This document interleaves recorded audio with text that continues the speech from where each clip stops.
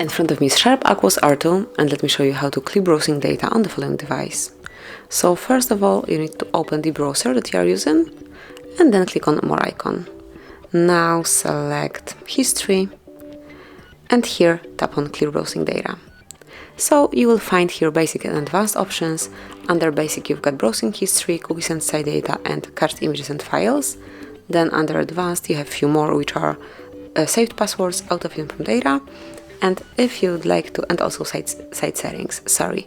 And if you'd like to specify time range, just click on time range here and select the preferred period of time. In my case it will be all time, and then just click on Clear Data to finish the whole operation. Tap on Clear to confirm, and that's it. As you can see, there is no longer history stored here, and you can create it from scratch. So that would be all. This is it. Thank you for watching. Please subscribe our channel and leave the thumbs up.